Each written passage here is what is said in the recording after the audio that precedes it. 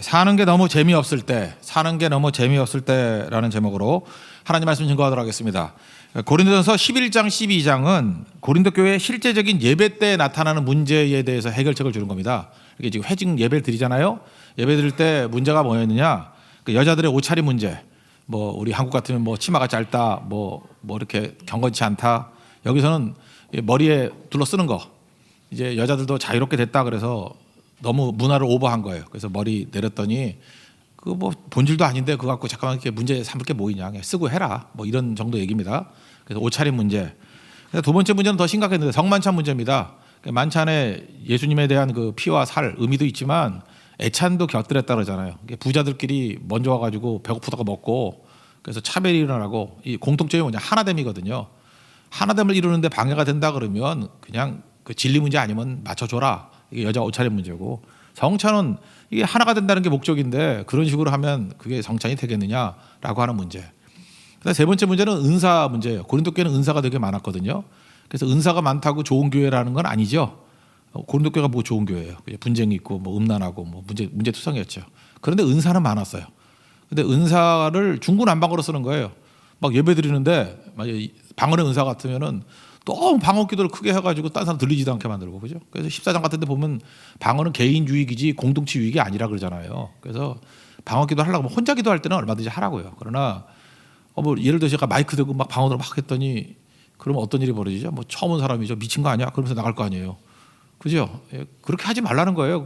지도 못 알아들으면서 잠깐 이상한 거 하냐고. 그러니까 방언은 개인적인 유익이다. 하지 말라는 얘기가 아니고, 없다는 얘기가 아니고, 그 공동체 안에서 그렇게 하면 안 되고, 혹시 한다 그러면 예언하는 은사가 있는 사람이 방언 통역하는 사람, 통역해줘가지고 뭔 소리인지 알게 하라. 뭐 그런 얘기죠. 그래서 질서 있게 하라. 뭐 은사들도 마찬가지죠. 우리도 각자 은사가 있는데 뭐 질서를 안 지키고 자기 은사 있다고 그 자기 자리 버팅기고, 뭐 그죠? 나는 뭐 음악의 은사가 있어서 니네 필요 없어 그러고 안 내려가고 자기 혼자 계속 마이크 잡고 있고, 그러면 또 문제가 되겠죠.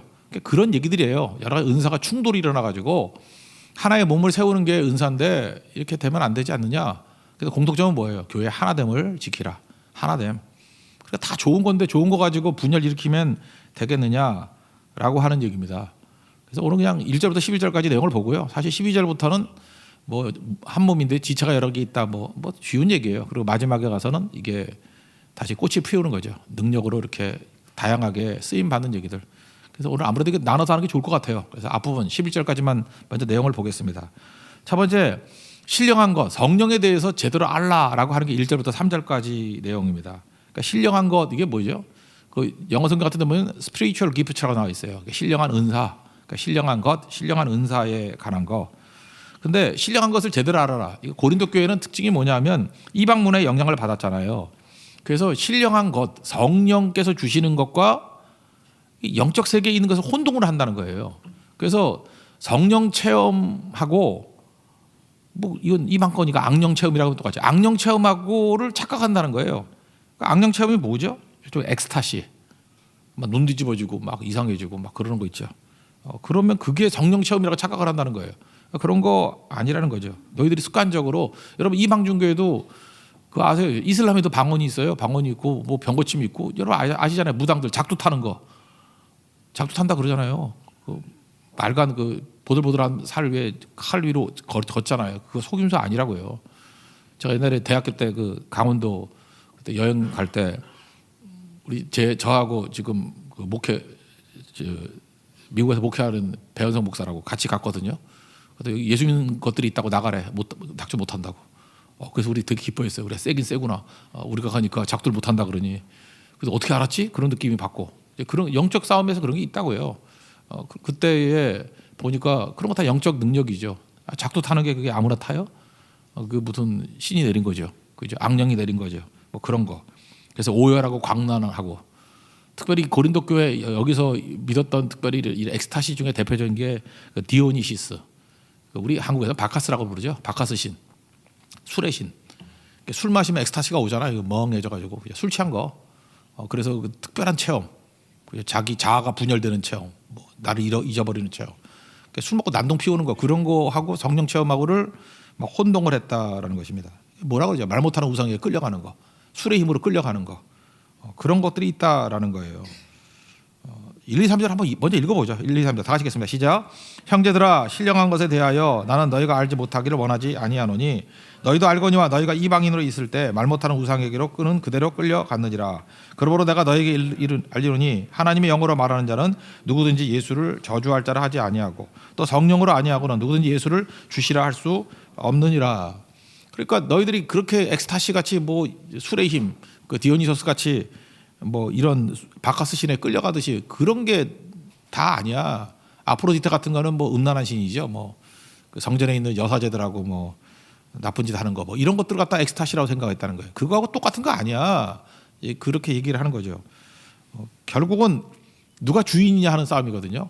누가 나를 끌고 가느냐. 내가 나를 끌고 가느냐. 성령께서 나를 이끌고 가느냐.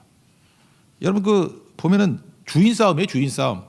선악과가 뭐였죠? 하나님께서 에덴 동산을 다 만드시고 난 다음에 주셨죠. 우리에게 다 선물로 주셨어요. 그러나 단 중앙에 있는 선악을 알게 하는 나무의 열매는 먹지 마라. 그게 무슨 뜻이죠?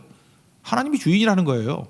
그 말씀에 순종하면 종이라는 뜻이고 주인은 하나님이라는 뜻 아니에요. 딱 하나. 다 누리는데 주인됨을 인정하라 그거 아니에요. 근데 뱀이 와가지고 유혹한 내용이 뭡니까? 너 왜 그러고 사니? 그러죠. 너 왜 그러고 사니? 저거 먹기만 하면 하나님 같이 될 건데. 하나님 같이 된다는 게 뭐예요? 네가 주인 될 건데. 내가 주인 될 건데. 또 왜 그러고 사니? 그랬더니 부족해서 그런 게 아니에요. 내가 주인 되고 싶어가지고. 여러분 지금 아무것도 없으니까 부족함만 채우면은 뭐 만족할 것 같죠? 다 있어봐요. 나중에 내가 모든 것의 주인 되고 싶어하지. 그게 독재자 되는 거 아니에요? 내가 모든 것의 주인 되고 싶어한다고. 그게 선악과예요. 그게 먹었더니 눈이 밝아져서 주인 되긴 됐죠. 그게 내가 다 판단하잖아. 지금도 선악과 죄악이 뭐예요? 말로는 뭐 그러죠. 하나님이 다 하신다 그러놓고 결국 판단은 내가 하잖아. 맨날 하는 일이 뭐예요? 선악과잖아요. 사람 보면서 첫 번째 드는 생각이 뭐예요? 상태가 안 좋은 사람은 저거 좋은 사람인가 나쁜 사람인가? 그 판단해. 내가 저거 하는 행동이 옳은가 틀린가? 그냥 온갖 판단을 자기가 혼자 하고 있는 거예요. 그게 선악과죠. 하나님 되는 거라는 것입니다. 그러면은 사실은 지옥 되는 거죠. 그래서 자기가 주인 된 세상의 특징이 뭐냐? 자기가 주인 됐어요. 그때 아담하고 하와 특징이 뭐죠? 아담은 너 왜 먹었니? 그랬더니 여자가 먹으라 그랬다. 남 탓. 여자는 왜 먹으라냐 그랬더니 뱀이 줘서 먹으라 그랬다. 남 탓. 뱀 탓. 그러니까 자기가 주인 된 세상의 특징이 뭐냐 하면은 항상 책임을 남기는 거예요. 지금도 보면 인본주의자들이 있죠. 이 신앙이 없는 인본주의자의 특징이 뭐냐면 인본주의자들이 뭐 잘못을 했어요. 그럼 절대로 자기가 잘못했다는 자백 안 해요. 꼭 누구 때문에 그렇대. 그죠? 뭐 전임자 때문에 그러고 뭐 쟤 때문에 그러고 얘 때문에 그러고 너무나도 명백한 잘못을 저지르고 난 다음에도 자기가 잘못했다는 말을 절대 못 해요. 그거 왜 못 하죠? 그게 죄의 특징이에요. 그게 죄의 특징이라고 인본주의의 특징이라고요. 내가 주인인데 내가 틀렸다 그러면 주인 노릇 못 하잖아요. 그러니까 원인을 딴 데서 찾아야지. 누구 때문에 그렇다고. 이게 선악과예요. 그래서 내가 인생의 주인인 사람의 특징은 언제나 원망이 있고 불평이 있고 남 탓을 한다고요. 그러면 이런 사람이 이제 대표적인 가정과 교회 아니에요. 가정에 들어와요. 가정에 들어오면 내가 주인인 사람은 어때요? 남편은 항상 아내 때문에 이 꼴이 돼. 아내는 남편 때문에 집안이 이 꼴이래. 부모는 자식 때문에, 자식은 부모 때문에. 그러니까 가정이 이게 지옥이 되겠죠. 다 갖춰놓는데도 불구하고 내가 주인인 인생들은 전부 다 남 탓이래. 남 탓. 지금 뭐 어떤 재벌 싸우고 있는 재벌 한번 보세요. 보면은 뭐 딸들은 그 동생 남동생 탓이라 그러고 남동생은 또 뭐 누나 탓이라 그러고 누나는 엄마 탓이라 그러고 엄마는 또 뭐 아들 탓이라 그러고 거기서 느끼는 게 뭐죠? 저거 지들이 주인이구만. 그래 저렇게 되는 거구만. 많이 느끼잖아요. 그러니까 자기가 주인인 것과 하나님이 주인인 건 하늘과 땅 차이죠. 교회도 마찬가지예요. 교회가 언제 분열이 일어나나요? 내가 주인이라고 생각하니까 항상 원망 불평이 있고 나는 책임 없다 그러고 누구 때문이라 그러고. 그래서 잘 보면 문제를 잠깐 남한테 이렇게 미루는 책임 전가가 이루어질 때 그게 자기 주인일 때 그런 일이 벌어진다니까요. 근데 내가 종이다 그러면 죄인입니다. 불쌍히 여겨주세요. 건져주세요. 이게 다르죠. 그래서 선악과의 죄악이라는 것은 이건 항상 우리 가운데 그 죄의 원죄의 뿌리로서 남아 있다라는 것입니다. 그게 세상이 끌고 가게 만드는 거예요. 그래서 뭐라 그래요? 끌려간다 그러니까 결국은 내가 주인인 것 같지만 실제로 내가 주인이라 그러는 것을 가지고 마귀가 우리를 끌고 가는 인생을 산다라는 것입니다. 옛날에 뭐 어떤 주일학교 학생 뭐 이렇게 글 보니까 어떻게 하면 구원받아요? 그랬더니 잘 알더라고요. 예수 믿으면 구원받는다고. 근데 얘가 하나 더 물어봤어요. 그럼 어떻게 하면 지옥 가요? 그랬더니 선생님 대답이 참 정답인 것 같아요. 가만히 있으면 된다고. 예수 믿으면 구원받지만 지옥 가는 방법은 그냥 가만히 있으면 지옥 가요. 왜냐하면 가만히 두면 그냥 끌려가는 인생이니까. 그러니까 여러분 가만히 있으면 다 지옥 가요. 잊지 말라고요. 우리가 적극적으로 예수님을 나의 구주로 믿어야만 예수님이 끌고 가는 그런 인생을 살게 된다라는 것입니다. 그래서 여기 보니까 그 성령이 함께할 때 이 세상이 말하는 육체적인 엑스타시하고 다른 성령이 함께할 때 특징이 뭐냐면 이 황홀경에 빠지는 게 아니에요. 똑똑해지는 거라고. 성령 충만 했더니 예수님의 제자들이 베드로와 뭐 여러 사람들 베드로에 대해서 뭐라 그래요? 저 학문 없는 범인인 줄 알았는데 왜 이렇게 똑똑하지? 그러잖아요. 맛이 갔어요? 똑똑했어요? 똑똑해져요. 똑똑해지고 명확하게 얘기해요.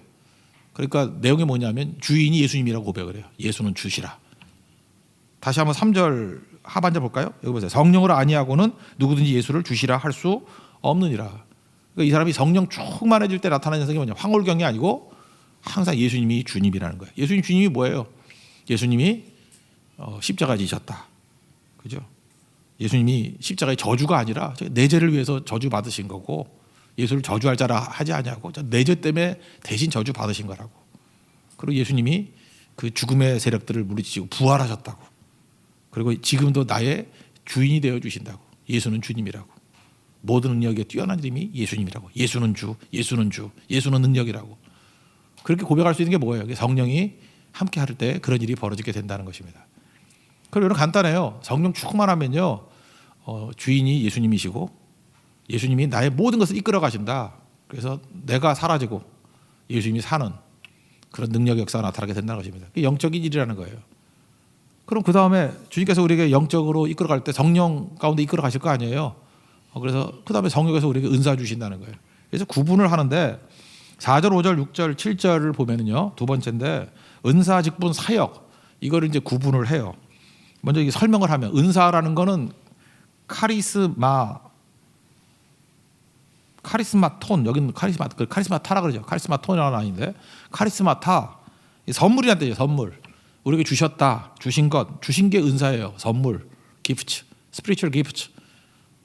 내가 달라 그러는 건 뇌물이죠. 그래서 은사는 달라고 한다는 게 아니고 주님이 주신 거예요. 여러분들 뭐 은사 뭐 달래서 받은 사람 있나? 뭐 달라면 주시는 것도 있지만 대부분의 95%는 주신 거예요. 어떤 사람은 뭐 태어날 때부터 노래 잘해요. 어떤 사람은 태어날 때부터 운동 잘하고, 어떤 사람은 뭐 태어날 때부터 이게 성격이 이게 온순해가지고 교제도 잘하고. 타고난 게 더 많아요. 피가 묻어, 피가. 태어날 때부터 이렇게 그림 잘 그리는 사람이 있고요. 그 집안이 그렇잖아요. 아삽 집안은 집안이 다 노래를 잘해. 그죠? 근데 부삽 집안은 집안이 다 노래를 못해. 그런 집안 없어요. 예. 부삽은 없는데 하여튼 간에 아삽 집안은 노래 잘하고 부삽 집안은 다 못하고. 그러니까 그건 은사예요, 은사. 은사는 주신 선물이라는 것입니다. 선물. 그래서 뭐 돈 버는 것도 은사예요. 어떤 사람은 쪼다 같은데 돈만 잘 벌어. 그 돈이 온다 그러죠. 그래서 그것도 은사예요. 돈 버는 것도 은사. 그다음에 뭐 건강도 은사일 수 있고, 음악적 재능 뭐 이것도 은사일 수 있고, 뭐 소질하고 비슷한 건가요? 이거 주님께서 주신 선물이에요. 그러니까 은사는 아시겠죠? 하나님이 주신 선물, 은사. 직분은 뭐냐면요, 그냥 기회라고 생각하면 돼요. 내가 은사를 받았는데 직분하고 맞아. 그럼 그 포지션인데 자리가 생기니까 기회가 생기는 거예요. 제가 예를 들어서 이렇게 말씀을 잘 증거할 수 있는 은사를 받았다고 합시다. 근데 은사를 받아가지고 제 직분에 따라 다르게 할 수 있죠. 제가 교사라 그러면 학생들을 가르칠 거고, 간사라 그러면 그리고 뭐 팀원들 이렇게 할 거고, 목사라 그러니까 전성도들 이렇게 할 수 있는 거죠. 그러니까 직분은 뭐예요? 봉사할 기회죠. 그러니까 은사는 각각 하나님 주신 거고, 직분도 주셔요. 그 직분, 예를 들어서 부목사일 때 다르고 담임 목사일 때 다르고 뭐 그렇잖아요. 전도사일 때 다르고. 그 직분의 위치가 있잖아요. 하나님 주신 직분 안에서 100% 활용할 줄 알아야 돼요. 그 직분 안에서. 저는 전도사일 때 이렇게 뭐 많은 사람에게 할 수 없으니까 가르치는 은사를 이렇게 소그룹으로 많이 했어요. 교사회, 학생들, 뭐 수련회 이런 식으로 뭐 10명씩, 20명씩. 그랬던 거 나중에 뭐 책도 나오고도 그랬어요. 그러니까 그건 직분이죠. 직분에 맞게 하는 거죠. 그다음에 또 뭐 전체할 수 있을 때는 전체할 수 있게 하는 것들이죠.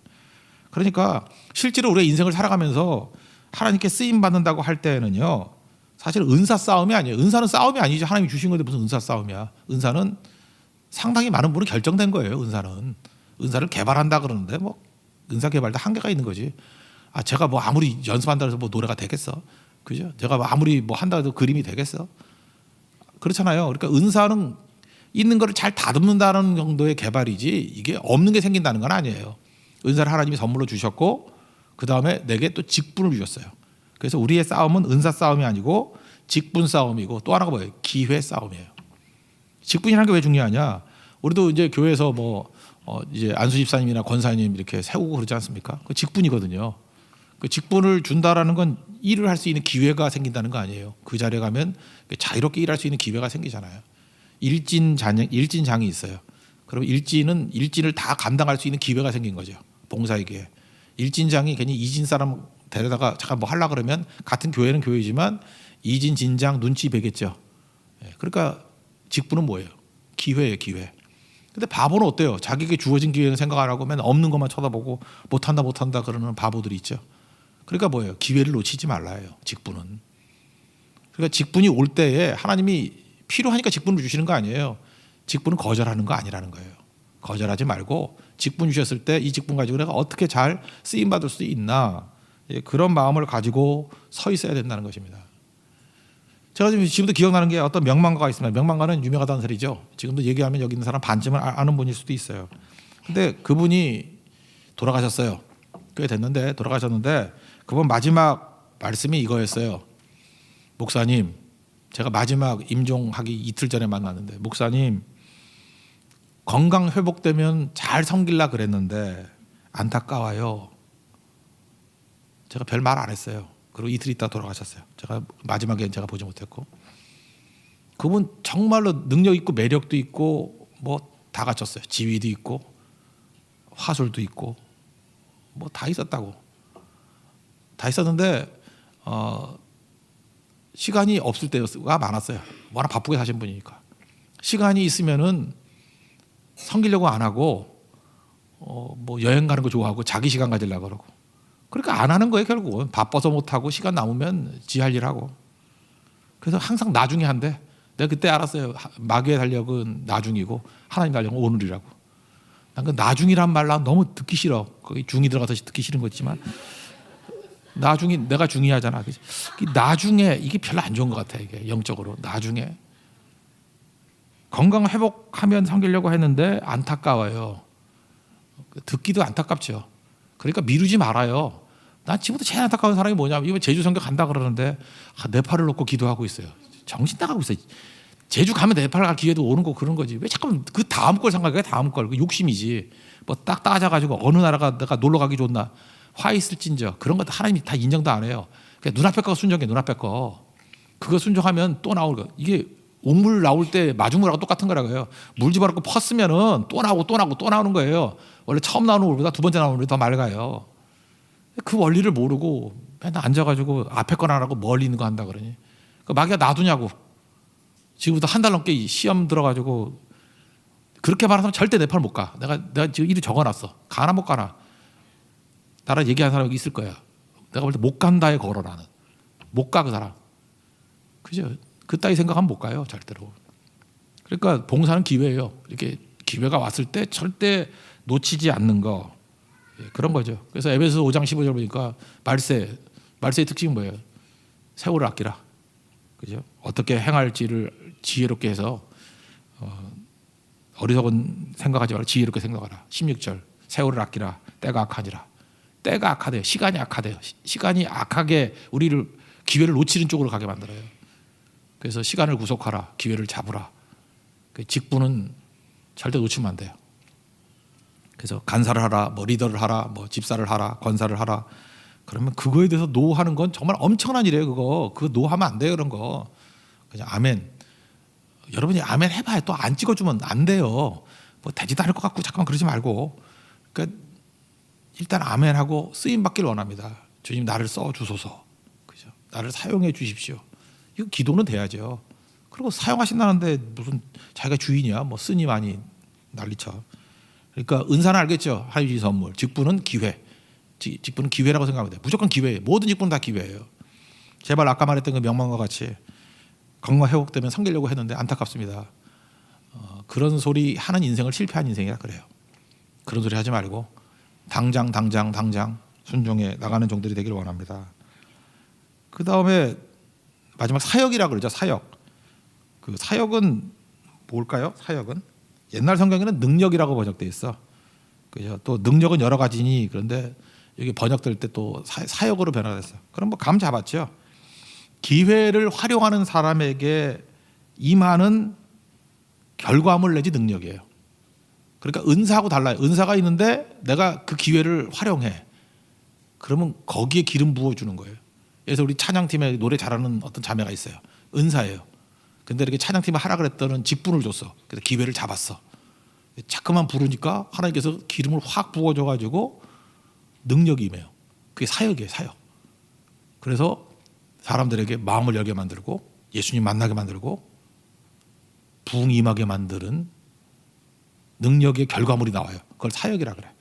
사역. 그럼 아시겠죠? 그래서 사역이라는 단어가 헬라어를 말해보면 여러분 약간 감 잡을 거예요. 에네르 게마톤. 이 에네르 게마톤에서 뭐가 나왔을까? 에너지가 나왔어요. 에네르기, 에너지. 에네르 게마톤. 사역이에요. 사역. 사역은 능력이라고 생각해요. 능력. 그 현장에서 일할 때 하나님께서 막 능력을 부어줘요. 막 부어준다고. 그럼 세 가지 이제 이해됐죠? 은사는 뭐예요? 카리스마 톤, 선물. 그 다음에 직분은 뭐예요? 직분이라는 말 여기서 기회라는 뜻인데 여기서 디콘이 나왔어요. 그 디아코니아 그러잖아 교재.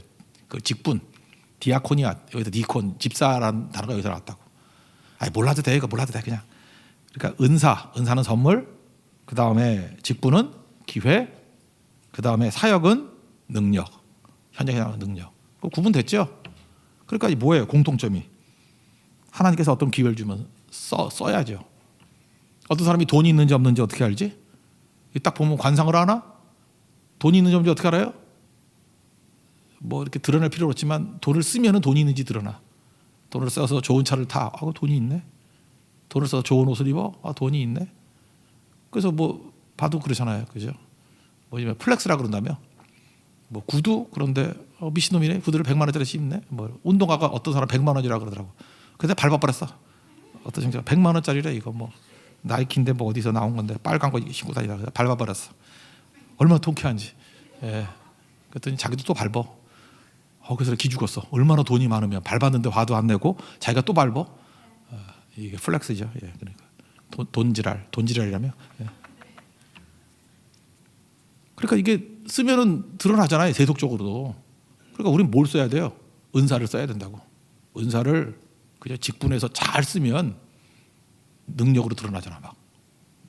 그러니까 피하면 안 돼요. 피하면 안 되고 자꾸만 예수 믿는 사람은 적극적으로 사용할 줄 알아야 된다라는 것입니다. 그래서 그 다음에 이제 은사의 내용들 보면 크게 먼저 두 부를 나누고 싶어요. 8절과 나머지 9절부터 이제 마지막 절까지. 8절 내용은 뭐냐면 의사소통 능력, 의사소통의 은사가 있고요. 나머지는 필요를 채우는 은사. 그러니까 의사소통의 은사가 지혜의 말씀의 은사, 지식의 말씀의 은사 두 가지고 나머지가 다른 사람의 필요를 만나는 은사. 그러면 제일 좋은 것 같네요. 그것만 살펴봅시다. 먼저 8절 한번 읽어보죠. 시작. 어떤 사람에게는 성령으로 말미암아 지혜의 말씀을, 어떤 사람에게는 같은 성령을 따라 지식의 말씀을. 그러면 지혜의 말씀이란 거는 판단력이라고 말할 수 있고요. 판단하는 거. 지식의 말씀은 전달력. 아시겠죠? 지혜가 있으면 판단을 잘하고요. 그 다음에 지식이 있으면 전달을 잘해요. 전달력. 그런 거죠. 그래서 지혜는 하나님의 지혜잖아요. 하나님의 지혜. 그래서 하나님의 지혜를 가지고 판단을 잘하는 그런 은사. 이건 은사의 은사. 근데 이 판단력이 좋은 건 우리가 개개인이 웬만큼 가지고 있어야 되겠지만 어떤 그룹이 있다 그러면 꼭 지혜의 은사를 갖고 있는 사람, 지혜의 말씀의 은사를 갖고 있는 사람이 꼭 있어야 돼요. 그래야 판단을 잘하고 잘 넘어가. 그러니까 자기 혼자만 생각해서 엉뚱한 사람 있잖아요. 지혜 되게 없는 사람. 내가 이제까지 지혜를 없는 사람 중에 뭐가 있다? 어떤 사람이 되게 명문대 그 부부인데 한 놈은 서울대 나오고 여자애는 서울대 나오고 남자애는 카이스트가 나왔어. 그래서 결혼하기 전에 둘이 준비 현장을 한번 시킨 적이 있어요. 대만 선교 준비 현장. 근데 얘네들이 공부만 잘했지 얼마나 멍청하냐 하면은 대만 돈으로 환전을 다 했어. 그래서 갑자기 여기 있다 보니까 한국 돈이 필요한 거야. 그걸 또 다시 바꿔가지고 또 한국 돈을 썼어. 이걸 한 3번을 이렇게 했어요. 그때 한 100몇만 원이 날아가더라고. 그래서 넌 뭐하는 미친 짓이냐 하고 내가 설명을 했는데 내가 2시간을 설명해도 이해를 못해. 자기가 무슨 짓을 한지를 모르고 있어 지금. 그러니까 공부하는 거하고 그거하고는 또 다른가 봐요. 그죠? 그래서 내가 너무 놀랐어요. 이야, 이런 공부 잘하는 바보들이 다 있구나. 그걸 이해를 못해요. 이해를. 몰라, 그때는 뭐 해외여행 자주 안 갈 때였나? 그래서 이제 지금이야 이해하겠지. 그러니까 그렇게 판단력이 없을 때가 있다니까요. 막 그럴 때. 근데 뭐 이런 것도 있죠.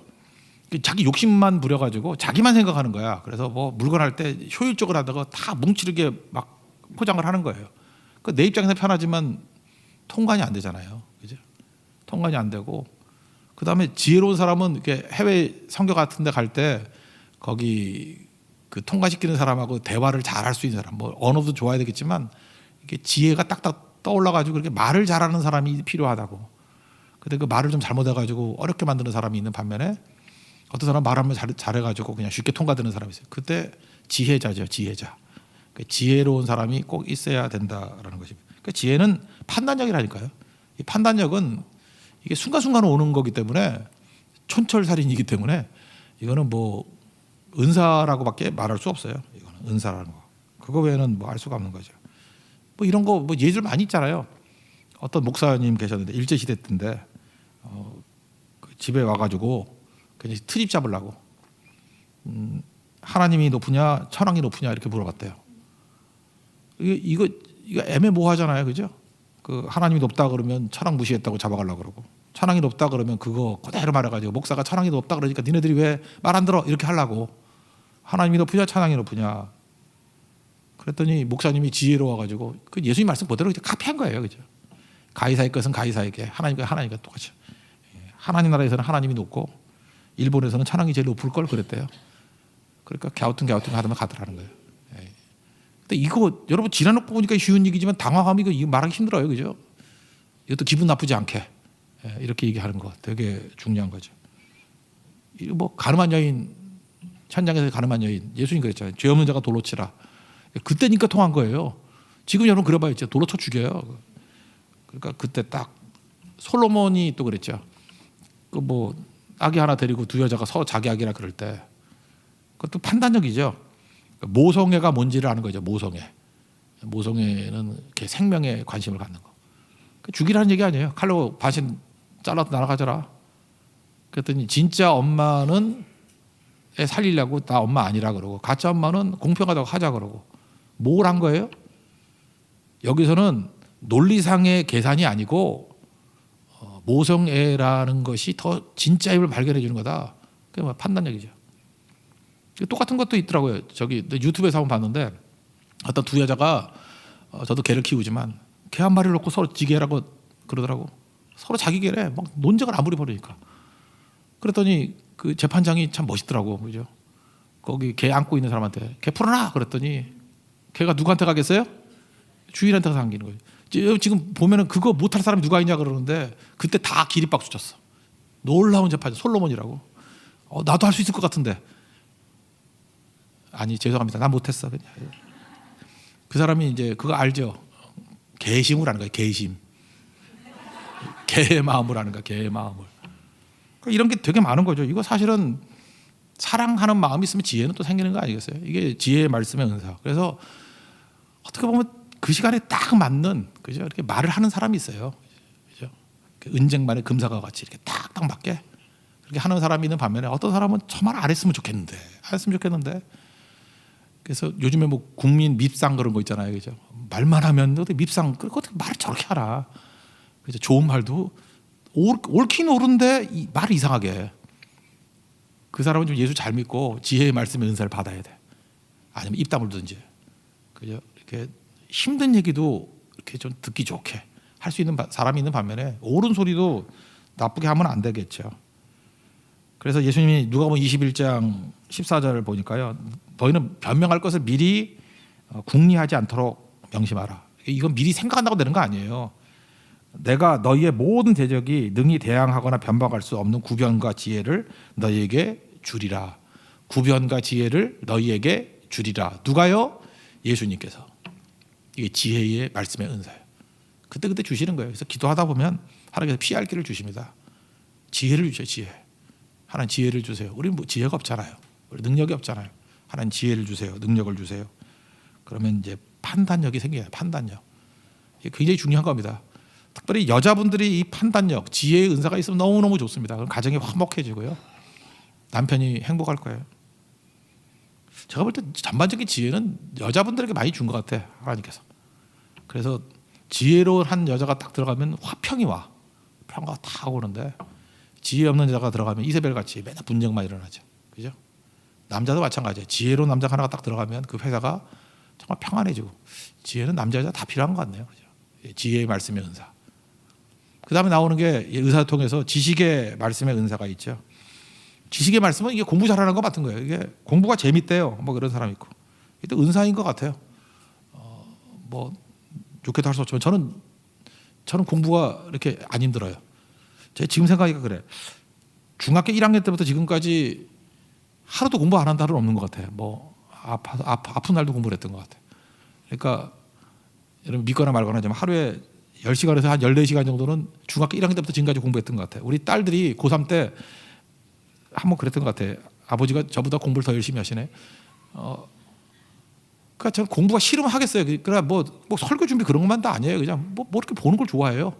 그리고 그냥 책 보는 게 즐겁고 그게 힘들지는 않은 것 같아요. 그러니까 이 책 보다가 지치면 다른 책 보면은 또 풀려. 저는 분명 은사인 것 같아요. 이거 은사지. 다른 사람은 잘 못하는 것 같아요. 이거를.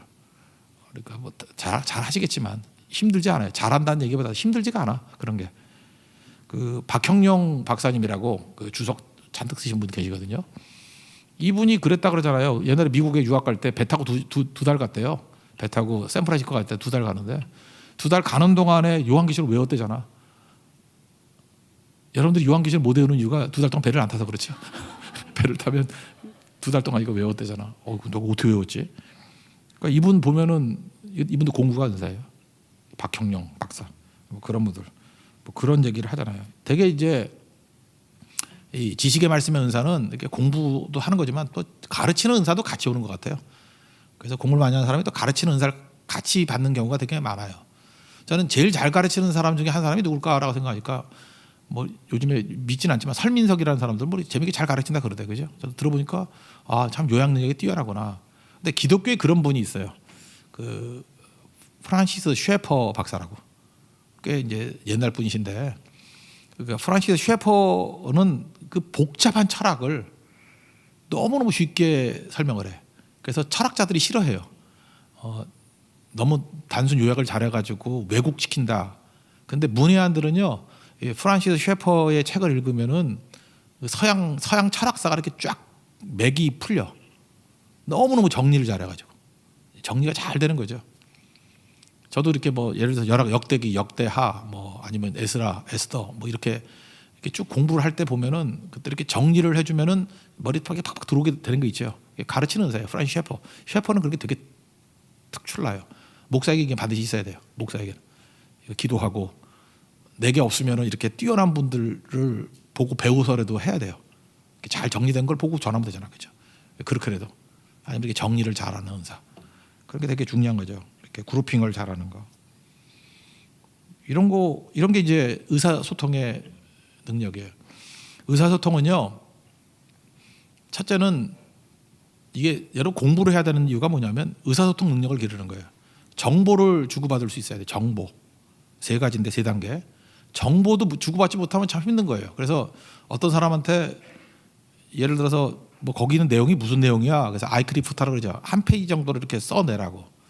우리 이제 목사님들한테도 예를 들어서 네팔 선교라든지 제주 선교라든지 그 선교 내가 설명할 수 있도록 한 페이지짜리 개요를 좀 써내줘. 그러면 좀 은사가 있는 분들은 잘 써요. 그래서 한 페이지에 뭐 내가 원하고자 하는 정보가 다 들어있어. 근데 그 훈련이 안 돼 있는 사람은 한 페이지 안에 뭔 잡소리가 이렇게 많아. 내용은 건더기는 하나도 없고 공부밖에 없어. 근데 그게 한두 번이 아닌 거예요. 이게 훈련이 못 받아서 그래. 공부하는 훈련을 못 받아가지고 요약 능력이 없는 거예요. 그래서 아이젠하워 대통령이 항상 한 페이지짜리 보고서만 내려간다잖아요. 아이크 리포트. 그죠? 그게 한 페이지에 요약할 수 있는 거. 그게 전달력이거든요. 정보를 전달하는 력. 그게 훈련이에요. 그래서 항상 여러분들이 뭘 요약하고 그 뜻을 이렇게 전달하는 걸 잘해줘야 돼요. 뜻을 전달해 주는 거. 그거 쉽지 않아요. 전달하는 거. 어학도 필요하고 논리도 필요해요. 요약력도 필요하고. 그다음에 두 번째는요. 자기 생각을 전달하는 거예요. 객관적인 정보를 전달할 줄 알아야 되고, 두 번째는 내 생각을. 그 자기 생각을 얼마나 고백을 못하는지, 그 사랑 고백도 못하잖아. 사랑 고백의 핵심이 뭐예요? 내가 너를 좋아한다, 내가 너를 사랑한다, 내가 너와 결혼하고 싶다. 그거 아니에요? 전달 다 됐지 지금. 전달 안 된 사람 있어요? 물론 여러 번 한 얘기는 아니지만 나 전달 다 했잖아. 나는 너를 좋아한다, 너를 사랑한다, 나랑 너랑 결혼하고 싶다. 이렇게 하면은 전달이 되는 거 아니에요? 이 명창한 쪼다들을 앉아가지고 2시간 뭉기작 해가지고 그 자매가 또 다시 나한테 물어봐. 저 오빠가 지금 나한테 뭐라 그런 거야? 내가 어떻게 알아 그거를? 그러니까 이게 부끄러워서 그런 건지 바보라서 그런 건지 뭐 긴장해서 그런 건지 모르지만 자기 생각을 전달을 못해. 그래서 우물우물 하다 끝나버린 사람 있죠. 우물우물 하다가. 그거 훈련을 해야 된다고. 제일 중요한 건 직설적으로 하는 거예요. 직설적으로. 어렸을 때는 직설적으로 하고 나중에는 완곡하게 하면서 기분 나쁘지 않게 하면서 그러나 정확하게. 그러니까 무슨 얘기를 하면 뭔 소리를 하는지 알아들어야 될 거 아니에요. 무슨 소리를 하는지. 자기 생각이 전달이 될 거 아니에요. 이 생각이 전달되는 거. 제가 지금 설교하는 게 전달하는 거 아니에요? 하나님께 제 머릿속에 주셨던 것들을 전달하는 거 아니에요?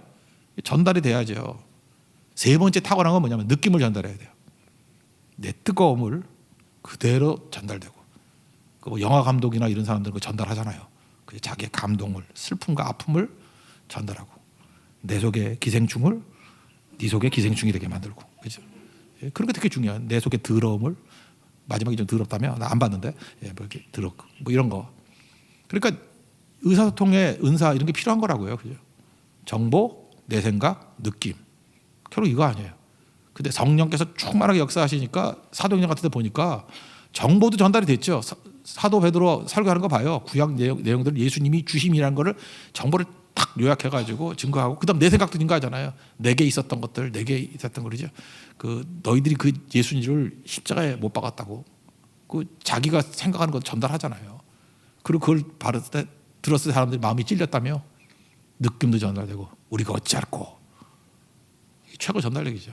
이거 자꾸 훈련해야 돼요. 이 은사의 은사.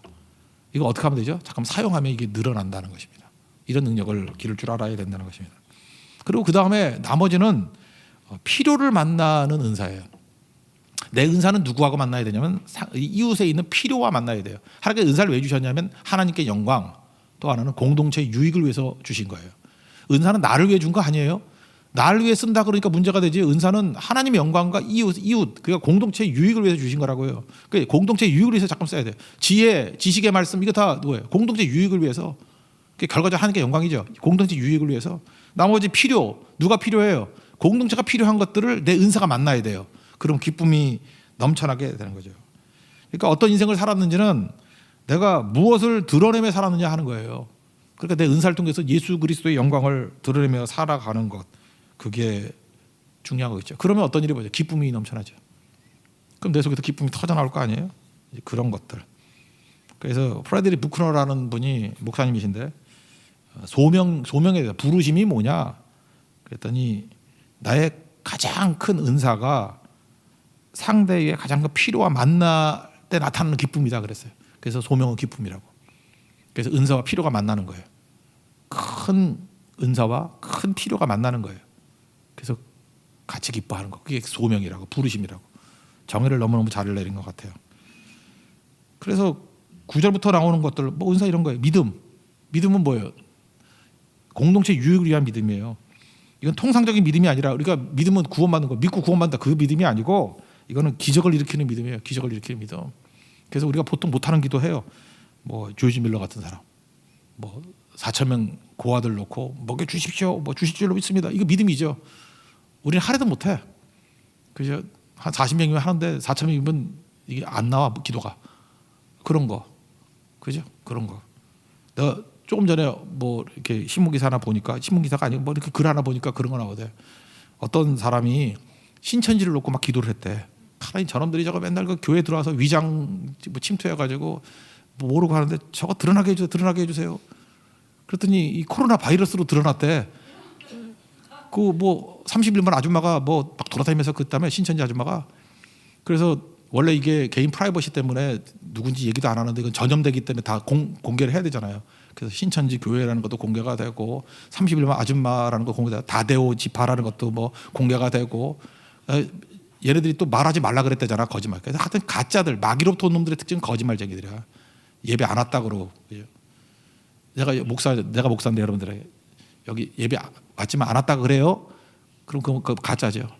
왜 거짓말 시켜보고 그런 식이죠.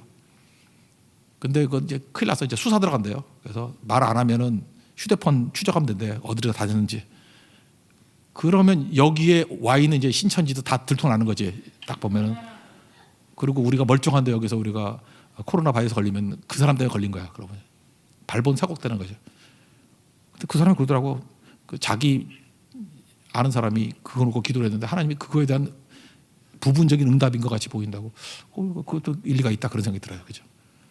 그러니까 잘 보세요. 우리가 바벨론도 그랬고 페르시아도 그랬고 뭐 다 그랬잖아요. 그 엄청난 나라들이 안 무너질 것 같이 보이는데 하나님이 어떤 이상한 사건 하나 벌어져가지고 그냥 우르르 무너져 버리잖아요. 그러니까 역사를 주관하시는 게 누구예요? 하나님이 주관하시는 거죠. 일일이 사람에 대해서 대응할 것 없이 하나님 말씀 붙들고 흔들리지 않으면은 주가 일하시는 거예요. 여러분 믿습니까? 그거예요. 그러니까 이 믿음의 은사가 필요한 거예요. 믿음의 은사. 이 믿음의 은사는 공동체를 어떻게 뚫고 나가는 은사들. 그런 게 되게 필요한 거죠. 조한 웨슬리 같은 사람 또는 조지 필드 하나는 장로교 하나는 감리교 목사님이신데 둘이 만나서 홀리 클럽을 만들었어요. 그래서 믿음의 은사죠. 이것도 전 세계를 놓고 기도했어. 우리 참 절정해 놓고 기도 안 하잖아요. 기껏해야 맨날 기도가 가정을 못 넘어가잖아요. 우리 가정 우리 새끼들 뭐 우리 애새끼들 거지 같은 놈들 이거나 잘 되게 맨날 그런 정도 기도에 머물러 있는데 얘네들은 아니에요. 지구본 돌려가면서 기도하잖아요. 믿음의 은사예요. 믿음의 은사. 저는 우리에게도 믿음의 은사를 주셨다고 생각합니다. 그러니까 죽어가는 영혼들 성교의 영성이 그거 아니에요. 믿음의 은사죠. 믿음의 은사 없이도 성교를 떠나요. 못 가는 거지. 우리 거 생각하면 어떻게. 그래서 지금도 그래요. 좁쌀만한 인간들은 맨날 지 먹고 사는 것밖에 안 보여. 지 남편밖에 안 보이고 아내밖에 안 보이고 지 새끼밖에 안 보여. 그래서 그거 외에는 아무것도 귀에 안 들어와. 그래서 맨날 그냥 하는 일이 우리 식구들 먹고 놀았다, 뭐 롯데월드 갔다, 뭐 어디 가서 뭐 드셨다, 맨날 먹는 거나 올리고. 그게 기쁨이거든. 그 혹시 SNS 그거 보면서 느끼는 게 뭐냐면 이 사람의 기쁨의 바운더리 요거구나. 어떤 사람은 별 볼 일 없어 보이는데 언제나 기쁨이 저쪽 나라가 있어. 저쪽 나라. 아프리카에 가 있고 네팔에 가 있고 인도에 가 있고 기쁨이 그렇게 달라요. 스케일이. 그게 믿음의 은사예요. 은사대로 가는 겁니다. 그다음 또 뭐 있죠? 병 고치는 은사. 이거 뭐 말할 것도 없죠. 병 고치는 은사. 병 고치는 은사도 하나님께서 우리에게 주신 거죠. 내가 떠나갈 건데 내가 하는 일 너희도 할 것이고 요한복음 12장 14절 이보다 큰 일도 할 거라고. 병 고치는 은사가 있습니까 없습니까? 있죠. 그때마다 병 고치는 은사가 있어요. 그러니까 병자 놓고 기도하면 주께 들어주시죠. 특별히 연세 드신 분이 많은 교회는 뭐 병 고치는 은사 되게 중요한 것 같고 우리 교회는 뭐 딴 건 모르지만 병도 많이 고침 받지만 그렇게 아이 못 낳는 가정들이 아이 갖고 하는 거 그거 되게 강하잖아요. 이거. 그러니까 하나님께서 그런 은사를 주시는 거죠. 은사를 받을 때 어떻게 하죠? 기도를 해야지. 은사 받으면 뭐래? 기도 안 하면 없어져 버리지. 자꾸만 그런 걸 놓고 기도하고. 근데 그것도 믿음의 은사예요. 이상하지 않아요? 똑같이 가정에 아이가 없는데 특사 같은 데 나와서 기도하자 그러면 앞으로 나와서 기도를 받아요. 그리고 아이를 가져. 근데 또 이상한 집안이 있어요. 그렇게 원한다 그러면서도 죽어도 기도 받으러는 안 나와. 자존심인가 그거? 부끄러워서 그런가? 그래도 결국은 없어. 그래서 난 그걸 이렇게 생각해요. 그것도 믿음이라고. 안 생길 줄로 믿습니다 하니까 안 나오는 거예요. 그죠? 나는 기도로는 그런 거 안 믿습니다라고 하니까 안 생기는 거라고. 좀 심하게 말하면 그 교만일 수도 있죠. 사실 그 나오는 것 자체가 겸손함일 수도 있잖아요.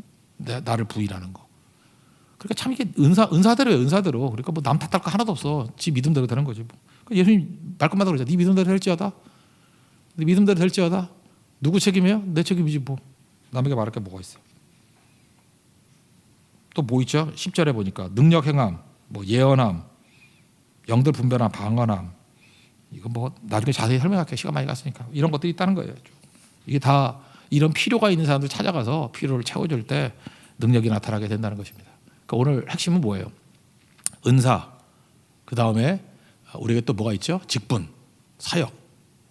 그러니까 하나님께서 내게 주신 은사가 있는데 기회 놓치지 말고 현장에서 쓸 때 하나님께서 또 부어주시는 능력이 있다는 거예요. 결과물이 있다는 거예요. 그러니까 쓰임받기를 원합니다. 하나님 나를 사용해 주십시오. 은혜 안에 놓여서 항상 현장으로 나가서 쓰임받는 종 되게 해달라고 간구하는 우리 하나님 종 되기를 바랍니다. 우리 자리에서 일어나겠습니다. 하나님의 은혜 찬양하겠습니다.